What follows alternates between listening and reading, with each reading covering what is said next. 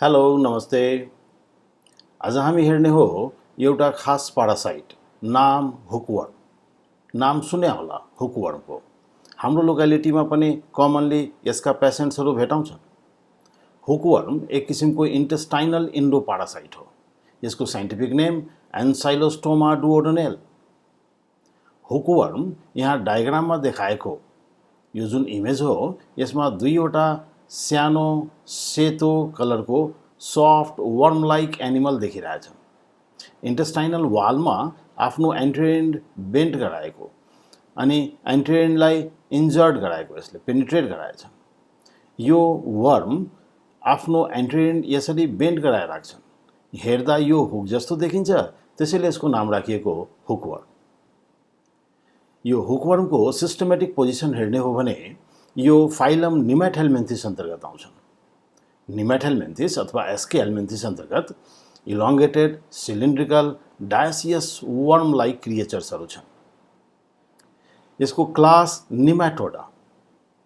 Nematoda अन्तर्गत dioecious भन्नाले sexes separate भएका पारासाइटिक वर्म्सहरू छन्, जसको दुवै इन्ड ट्यापरिङ भनेको पोइन्टेड। अर्डर स्ट्रङ्गिलोइडिया अन्तर्गत यसको जेनेटिक नेम जिनस एन्साइलोस्टोमा र स्पेसिज डुओडेनेल हो। यसको हेबिटेट एन्ड डिस्ट्रिब्युसनको सम्बन्धमा हेर्ने, यो पारासाइट विश्वको करिब हरेक कन्ट्रीमा भेटिने, त्यो हिसाबले यसलाई कस्मोपोलिटन इन डिस्ट्रिब्युसन भन्छन्। Cosmopolitan, widely distributed in tropical, subtropical and temperate regions of the world, including Nepal. हाम्रो कन्ट्रीमा पनि यसका पेसेन्ट्सहरू भेटाउँछन्। The incidence of infection is high in rural areas. भन्नाले ग्रामीण क्षेत्रमा यसको प्रकोप बढी भेटिन्छ, खास गरेर यस्तो रिजनमा जहाँ ओपन डिफिकेसनका कल्चर देखिन्छ, ओपन डिफिकेसन, र जहाँ मानिस बेयर फुटेड हिँड्ने गर्छन्। बेयर फुटेड भन्नाले नाङ्गै खुट्टा, बुट नलगाइकन, जुत्ता नलगाइकन हिँड्ने ग्रामीण क्षेत्रहरूमा यसको प्रकोप बढी देखिन्छ। As estimated about 1 billion people are infected with hookworms. हुकवर्मको प्रकोप यति कि भन्छन् करिब संसारभरिमा 1 बिलियन व्यक्तिहरू यसबाट इन्फेक्टेड छन्। एडल्ट वर्म इन्टेस्टाइनमा बस्ने गर्छन्, खास गरेर स्मल इन्टेस्टाइनको अप्पर पार्ट, जसलाई जेजुनम भन्ने गर्छन्।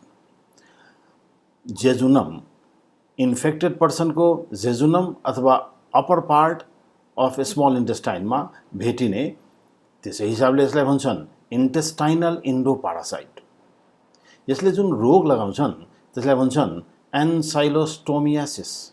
एन्साइलोस्टोमा पारासाइटको नाम, त्यो हिसाबले यसलाई एन्साइलोस्टोमियासिस अथवा कमन हुकवर्म डिजिज पनि भन्छन्। यो एडल्ट वर्म अट्याच भएपछि इन्टेस्टाइनल वालबाट ब्लड सक गर्ने गर्छन्, ब्लड र टिस्यु फ्लुइड, अनि जसले गर्दा व्यक्तिलाई अनेमियाका प्रब्लम्सहरू पनि देखिन्छ। अनेमिया, रक्तताल्पता, रगतको कमी। यो एक किसिमको मोनोजेनेटिक पारासाइट हो। मोनोजेनेटिक भन्नाले एउटै होस्टमा आफ्नो लाइफ साइकल पुरा गर्ने। यसलाई इन्टरमिडिएट होस्ट चाहिँदैन, अनि खास यसको होस्ट मुख्य रूपले मानिस नै हो। अब आउने यसको मोर्फोलोजी हेरौँ। यो पारासाइटको एक्सटर्नल फिचर हेर्दाखेरि हामी क्लियरली देख्छौँ यसको मेल र फिमेल सेपरेट इन्डिभिजुअल्स हुन्। मेल अलि सानो भएको, फिमेल अलि लङ्गर। यही अवस्था एस्क्यारिसमा पनि देखिन्छ, राउन्ड वर्म। राउन्ड वर्ममा पनि मेल स्मलर, फिमेल लङ्गर। यो दुवै मेल र फिमेलको एन्टेरियर एन्ड डर्सली कर्भ देखिन्छ, अनि यो डर्सली कर्भ भएकै हुनाले यसलाई हुकवर्म भन्ने नाम राखिएको। अनि दुवैको एन्ट्रेनमा we see a mouth.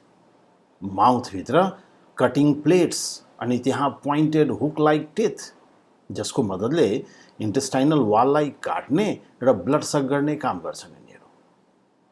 So यसको बडी इलोंगेटेड, सिलिन्ड्रिकल, सफ्ट हो, अनसेगमेन्टेड हो।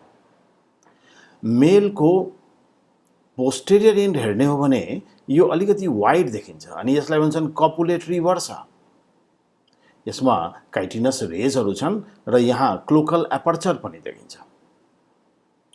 फिमेलको केसमा यस्तो कपुलेटरी वर्सा जस्तो स्ट्रक्चर छैन, पोस्टेरियर एन्ड न्यारो देखिन्छ र उसको पोस्टेरियर एन्डमा देखिन्छ एनस। यहाँ मेलमा क्लोकल एपर्चर किन भनेका छन् त? इनफ्याक्ट जुन जेनाइटल पोर मेलको र एलिमेन्ट्री क्यानालको एनस दुवै यो कमन च्याम्बरमा ओपन गर्ने गर्छन्। फिमेलको केसमा जुन जेनाइटल पोर हो त्यो सेपरेट बडीको मिडलभन्दा अलिकति पछाडितिर सेपरेट ओपनिङबाट ओपन भएको देखिन्छ एनस पोस्टेरियरमा। सो यसको मोर्फोलोजिकल डिस्क्रिप्सन यहाँ राखिएको। हामी भन्छौँ बडी इलोंगेटेड, सफ्ट, अनसेगमेन्टेड, खण्ड खण्डवाला अवस्था छैन, सिलिन्ड्रिकल एन्ड अफ व्हाइट और ग्रे कलर, सेतो अथवा ग्रे कलरको देखिन्छ। Sexes are separate and sexual dimorphism is distinct. Distinct किन भनेको त मेल र फिमेल बाहिरबाट छुट्याउन मिल्ने, कपुलेटरी वर्सा पोस्टेरियनवाला मेलमा मात्र। Males are smaller than the females. Adult male measures about 8 to 10 millimetre in length. So 8 देखि 10 मिलिमिटर लम्बाइ भएको करिब करिब 0.5 मिलिमिटर डायमिटरवाला मेल, जबकि फिमेलको लेन्थ 10 to 12 मिलिमिटर अनि diameter 0.6 millimetre. Anterior ends of both the worms are bent slightly dorsally, dorsal साइडतिर माथितिर बेन्ट भएको देखिन्छ अनि यसैले हुक जस्तो स्ट्रक्चर बनाएको अनि त्यसैले नाम राखिएको हुकवर्म। माउथ जहाँ देखियो त्यहाँ एन्ट्रेनमा हो माउथ, दुवैको एन्ट्रेनमा जुन माउथभित्र काइटिनस कटिङ प्लेट्स अनि 4 hook like teeth.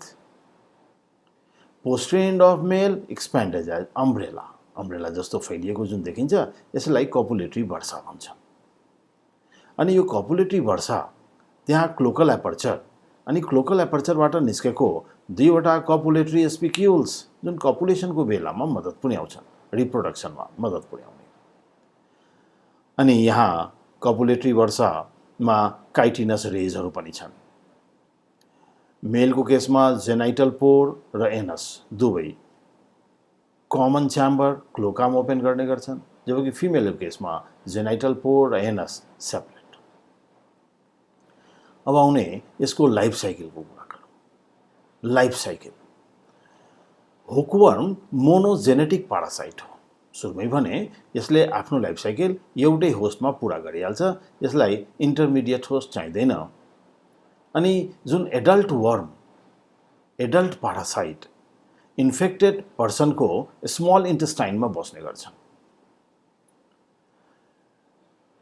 Mature warm कपुलेसन perform गर्ने गर्छन् अनि कपुलेसन पछि फिमेलले, ग्राभिड फिमेल, त्यसले करिब करिब 10,000 देखि 30,000 एग डेली प्रोड्युस गर्ने गर्छन्। अब यी माइक्रोस्कोपिक एग्सहरू होस्टको फिकल म्याटरसँग बाहिर जाने हो। एभरेज लाइफ स्पान एडल्ट वर्मको भन्छन् 3 देखि 4 वर्ष हुन सक्छ। इन्टेस्टाइनभित्र 3-4 वर्षसम्म यिनीहरू बसिरहन्छन्। अनि कहिलेकाहीँ त यसको लाइफ स्पान रिपोर्ट गरिएको 16 वर्षसम्म। हुकवर्मको एग स्मल, ओभल र अथवा एलिप्टिकल, यो ओभल अथवा एलिप्टिकल इन सेप, सानो हो, माइक्रोस्कोपिक। यसको साइज भन्ने हो भने करिब करिब 65 mu by 40 mu. So 65 mu long, 40 mu wide. Microscopic eggs, एग्सहरू कलरलेस हुन् र एग्सको बाहिरपट्टि एक किसिमको हायलिन म्याटेरियलको सेल मेम्ब्रेन देखिन्छ। यो प्रोटेक्टिभ कभरिङ हो। प्रत्येक एगभित्र 4 सेलवाला एउटा जाइगोट देखिन्छ, भन्नाले 4 सेल्ड स्टेजवाला जाइगोट। अनि यो अवस्थामा एग इन्फेक्टिभ हुँदैन। एगको फर्दर डेभलपमेन्ट मोइस्चर र सुटेबल कन्डिसनमा माटोभित्र हुन्छन् अनि एगबाट ह्याच गर्ने लार्भा। यहाँ पनि हामी देख्छौँ ऱ्याबिडिटी फर्म लार्भा जुन चाहिँ पछि डेभलप गरेर फाइलरी फर्म लार्भामा डेभलप हुन्छन्। सो एगको डेभलपमेन्ट माटोमा सुइटेबल कन्डिसनमा प्रत्येक एगबाट एउटा लार्भल स्टेज बाहिर आउँछन् जसलाई हामी सुरुमा ऱ्याबिडिटी फर्म लार्भा भन्छौँ, पछि यसैलाई फाइलरी फर्म लार्भा भन्छन्। ऱ्याबिडिटी फर्म लार्भा सानो र फाइलरी फर्म ठुलो लामो। यहाँ डायग्राममा देखाएको यो लाइफ साइकल डायग्राम हो। डायग्राममा देखाएको मेल र फिमेल इन्डिभिजुअल्सहरू छन्। मेलको सिम्बल यो हिसाबले दिन्छन्, यो सानो हो फिमेलको तुलनामा। अनि जुन एग फिमेलले दिने गर्छन् त्यो एग माइक्रोस्कोपिक। एगको इन्टर्नल स्टेज देखाएको यो मेम्ब्रेनभित्र हाइलिन सिथभित्र 4 सेल्ड स्टेजमा जाइगोट देखिन्छ। यो फ्रेसली लेड एग हो जुन फिकल म्याटरसँग बाहिर जान्छ अनि माटोमा गएपछि यो एग अब फर्दर डेभलपमेन्टमा जान्छन्, इन्क्युबेट गर्छन्, सेल डिभिजन कन्टिन्युज अनि यो जाइगोट पछि लार्भामा चेन्ज हुन्छ। यस्तो किसिमको एग जसभित्र लार्भा डेभलप भइसकेका हुन्छन् त्यसलाई भन्छन् इम्ब्रियोनेटेड एग, इम्ब्रियो भएको एग। अनि करिब करिब 48 घन्टापछि भन्नाले 2 दिनपछि करिब करिब 2 दिनमा यो एगबाट ह्याच भएको लार्भा निस्कन्छ। यो लार्भा करिब करिब 250 म्यू माइक्रोन, धेरै सानो भयो। सो 250 माइक्रोन लेन्थवाला यो जुन लार्भा निस्कन्छन् यो ऱ्याबिडिटी फर्म लार्भा हो। यो फ्री लिभिङ लार्भा स्टुल अथवा सोइलमा भएको ब्याक्टेरियाहरू खान्छन् र ग्रो गर्छन् बिस्तारै। अर्को 8-10 दिनमा यो डेभलप भएपछि ठुलो हुन आउँछन्। यो 250 म्यूवाला ऱ्याबिडिटी फर्म लार्भा करिब करिब 500 अथवा 600 म्यू लेन्थ भएको फाइलरी फर्म लार्भामा डेभलप गर्छन्। यो लार्भाको एन्ट्रेनमा माउथ देखिरहेछ। यहाँ ओइसोफेगस हो भन्नाले उसको फुड क्यानाल देखिरहेछ, इन्टेस्टाइन देखिरहेछ, यहाँ एनस हो। यो फ्री लिभिङ लार्भा अब इन्फेक्टिभ हो र यस्तो किसिमको माटोमा कुनै मानिस नाङ्गै खुट्टा आयो भने अथवा माटोको सम्पर्कमा आयो भने हाम्रो स्किनको जुन सफ्ट रिजन्सहरू छन् जस्तो औँलाहरूको ग्याप, एङ्कलवाला रिजन, यहाँ स्किन अलि सफ्ट। सो यस्तो किसिमको मानिस यदि सम्पर्कमा आयो भने स्किनलाई पेनिट्रेट गरेर यो ऱ्याबिडिटी फर्म लार्भा मानिसको बडीमा इन गर्छन्। त्यतिखेर सिभियर डर्मेटाइटिस भन्छन्, ग्राउन्ड इच, खुट्टा चिलाउने जस्तो किसिमको अनुभूति हुन्छ अनि कहिलेकाहीँ त एलर्जिक रिएक्सनमा त्यहाँ इन्फ्लामेसन पनि देखिन्छ। तर यो लार्भाभित्र पसिसकेपछि ब्लड सर्कुलेसन अथवा ब्लड भेसल्सहरूको माध्यमले फेरि भित्र बडीमा घुम्न थाल्छन्। यो लार्भा ब्लड सर्कुलेसनको माध्यमले पुग्ने हो हार्टमा अनि हार्टबाट पास भएर यो जान्छ लङ्समा। लङ्समा केही दिनको स्टे र त्यसपछि यो लार्भा फेरि लङको एल्भियोलाई पेनिट्रेट गर्छन्। ब्रोङ्कियोल ब्रोङ्काई भएर ट्र्याकियामा आउँछन्। नाम यहाँ लेख्या छ, ट्र्याकिया, विन्ड पाइप। अनि ट्र्याकिया हुँदै ग्लटिस हुँदै यो फेरिन्जियल रिजन, हाम्रो कण्ठवाला भाग, त्यहाँ आएर अट्याच हुन्छन् र पछि फेरि ओइसोफेगस भएर यो स्टमकतिर गइहाल्छ। यो ऱ्याबिडिटी फर्म लार्भा जब स्टमकमा जान्छन् यो त्यहाँबाट निस्केर फेरि इन्टेस्टाइनमा आउने हो र इन्टेस्टाइनमा गएपछि यो डेभलप गरेर एडल्टको रूप लिन्छ अनि अरू केही दिनमा जब यो म्याच्योर हुन्छन् फेरि एग लेइङवाला काम सुरु हुन्छ कपुलेसन पछि। यसरी यिनीहरूको जीवनचक्र एउटै मानिसको बडीमा पुरा भइहाल्छ। यो हो यसको लाइफ साइकल। यो लाइफ साइकललाई डिस्क्राइब गर्ने क्रममा हामी डिफ्रेन्ट हेडिङमा डिस्क्राइब गर्नुपर्ने हो। सो हामी सुरु गर्छौँ। Ancylostoma is a monogenetic parasite. It requires a single host man to complete its life cycle. एउटै मानिस, एउटै होस्ट मा यिनीहरूको लाइफ साइकल पुरा हुन्छन्। एडल्ट वर्म जुन स्मल इन्टेस्टाइनमा बस्ने गर्छन् तिनीहरूको सेक्सुअल डाइमोर्फिजम देखिन्छ। यिनीहरू सेक्सुअल रिप्रोडक्सन गर्छन् र कपुलेसन पछि फिमेलले 10,000 देखि 30,000 एग डेली प्रोड्युस गर्न थाल्छन्। यो यस्ता किसिमका एग्सहरू फिकल म्याटरसँग होस्टको बडीभन्दा बाहिर जान्छन्। भन्छन् यो एडल्टको average life span 3 to 4 years. Eggs कस्तो त माइन्युट माइक्रोस्कोपिक, जसको साइज मेन्सन गर्ने हो भने 65 म्यू बाई 40 म्यू। अनि यस्तो किसिमको एगभित्र 4 सेल्ड इम्ब्रियो देखिन्छ। यो एग माटोमा गएपछि डेभलप गर्ने हो। इन अबाउट 48 आवर्स भन्नाले अर्को 2 दिनभित्र यो प्रत्येक एगबाट एउटा ऱ्याबिडिटी फर्म लार्भा निस्कन्छन् जसको लेन्थ यहाँ मेन्सन भएको 250 म्यू। यो लार्भा ब्याक्टेरिया जुन स्टुलमा हुन्छन् अथवा जुन सोइलमा हुन्छन् त्यो खाएर अझै डेभलप गर्छन्।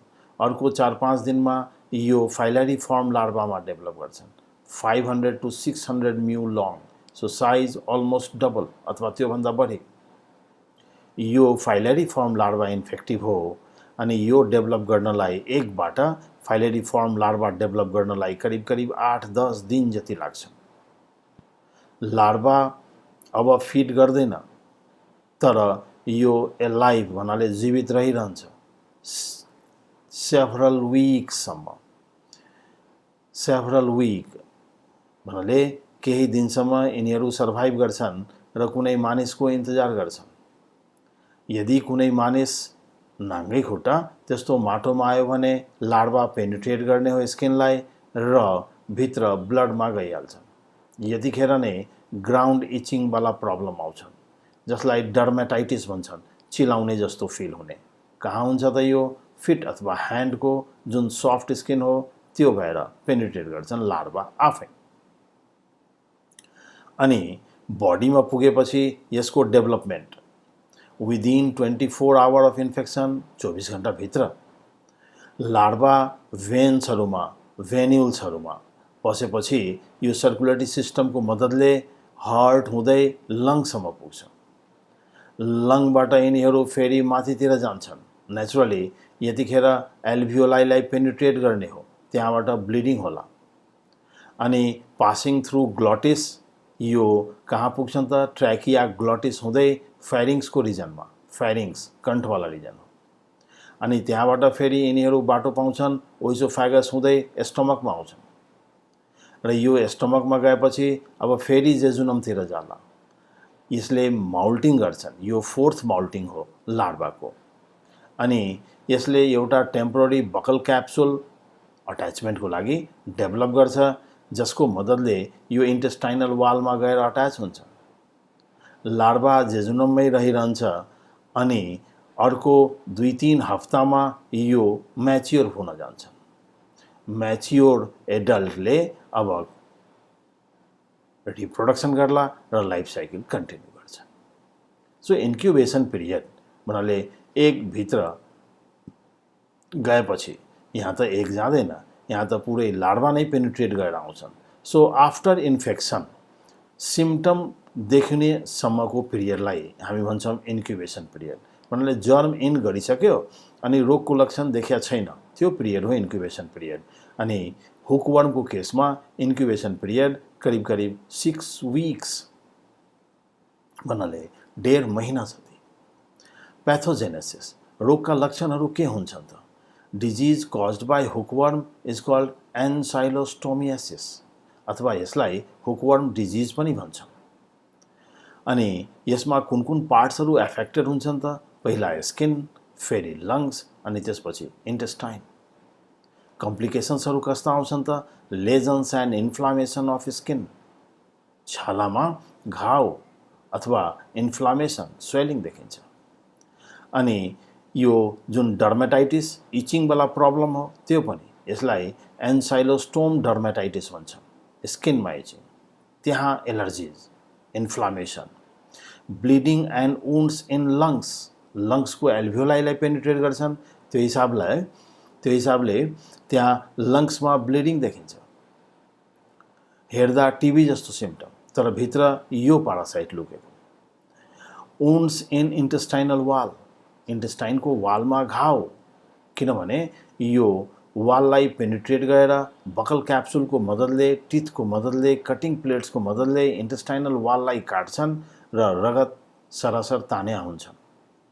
भन्छन् एउटा एडल्ट पारासाइटले करिब करिब 0.8 cc ब्लड डेली सक गर्ने गर्छ अनि यसले गर्दा व्यक्तिलाई सिभियर अनेमियाका केसेसहरू देखिन्छ।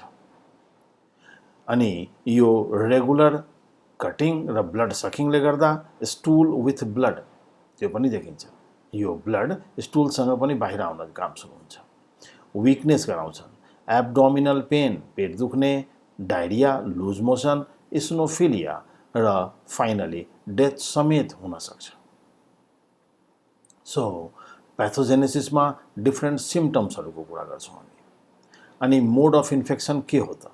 रिमेम्बर यसको इन्फेक्सन, हुकवर्मको इन्फेक्सन अरू पारासाइट जस्तो कन्टामिनेटेड फुड एन्ड वाटरबाट होइन, लामखुट्टे अथवा स्यान्डफ्लाईको टोकाइबाट होइन। यो पारासाइट त आफै पेनिट्रेट गर्छन् अनि डाइरेक्ट कन्ट्याक्ट नै हो। So infection occurs when people move bare footed, नाङ्गै खुट्टा, इन कन्टामिनेटेड सोइल। यदि माटोमा लार्वा लुक्या छन् अनि त्यस्तो ठाउँमा बिना कुनै प्रोटेक्सनको यदि त्यहाँ पुग्यो भने स्किनको कन्ट्याक्टमा आउँदा यो पारासाइट पस्ने हो। फाइलरी फर्म लार्वा पेनिट्रेट गर्छन् डाइरेक्टली स्किन भएर। अनि इन्फेक्सनको एउटा अर्को तरिका पनि हुन सक्छ। यहाँ लेख्या छ, infection may also occur through accidental drinking of water contaminated with filariform. यदि पानीमै यो लार्वा छ अनि त्यस्तो किसिमको पानी कसैले खाइदियो भने यस्तो केसमा पनि इन्फेक्सन त हुन जान्छ। यो लार्वा स्टमकमा गएपछि डाइजेस्ट हुँदैन, मर्दैन। लार्वा इन्टेस्टाइनमा पुगेपछि डाइरेक्टली एडल्टमा डेभलप हुन्छन्। यस केसमा यो लङ्सतिर, हार्टतिर जाँदैन। प्रिभेन्टिभ मेजर के हुन सक्छन् त? प्रिभेन्टिभ मेजर हो मास ट्रिटमेन्ट। जुन लोकेलिटीमा यसको प्रकोप देखिन्छ त्यहाँ धेरैजनामा इन्फेक्सन हुन सक्छन्। सो ग्रुप ट्रिटमेन्ट हुनुपर्ने हो, मास एजुकेसन हुनुपर्ने हो, पब्लिक एवेरनेसका कुराहरू आउँछन्। अनि त्यस्तो किसिमको रिजनमा अथवा अरू ठाउँमा पनि ओपन डिफिकेसन त बन्द हुनुपर्ने हो। Open defecation should be banned. खुल्ला ठाउँमा फिकल म्याटर फाल्नु हुँदैन। यसैले भन्छन् proper sewage disposal, disinfection of faeces and soil. माटो र मल यो दुवैको डिसइन्फेक्सन हुनुपर्ने भन्नाले त्यहाँ चुनसुनको छड्काउ गरेर, विषादीहरूको प्रयोग गरेर लार्वालाई किल गराउने काम गर्नुपर्छ। Sanitary disposal of human faeces, यसैलाई प्रपर डिस्पोजल भन्छ। वियरिङ बुट्स एन्ड ग्लोभ्स, माटोमा, खेतमा, गार्डनमा काम गर्ने हो भने त्यतिखेर चाहिँ बुट अथवा ग्लोभ्सको युज हुनुपर्ने। अनि avoidance of contaminated food and water, किनभने लार्वा त्यहाँ हुन सक्छन्। त्यो हिसाबले ट्रिटमेन्ट, यदि व्यक्तिलाई अथवा पेसेन्टलाई अनेमियाको केस छ भने in case of severe anaemia, anaemia is to be treated first. भन्छन् पहिला अनेमियाको ट्रिटमेन्ट हुनुपर्ने। अनि अनेमियाको ट्रिटमेन्टको लागि आइरन चक्कीहरू, फोलिक एसिड, भिटामिन B12 त्यस्ता किसिमका औषधिहरू प्रयोग गर्नुपर्ने हो। देन आफ्टर त्यसपछि एन्टी हेल्मेन्थिक ड्रग्स दिनुपर्ने हुन्छ। अनि यसको हुकवर्मको लागि जुन इफेक्टिभ औषधिहरू छन् त्यसमध्ये मोर इफेक्टिभ हुन्छन् बेफेनियम हाइड्रोक्सी नेप्थोएट। हुन त मेबेन्डाजोलको युज पनि इफेक्टिभ देखिन्छ। टेट्राक्लोरोइथिलिन जस्ता औषधिहरू छन् जुन हुकवर्मको ट्रिटमेन्टको लागि युज हुन्छ। सो हुकवर्मको सम्बन्धमा आज जुन हामीले देख्यौँ त्यसमा डिस्कस गर्नुपर्ने हो हेबिटेट, मोर्फोलोजी अनि मोनोजेनेटिक लाइफ साइकल।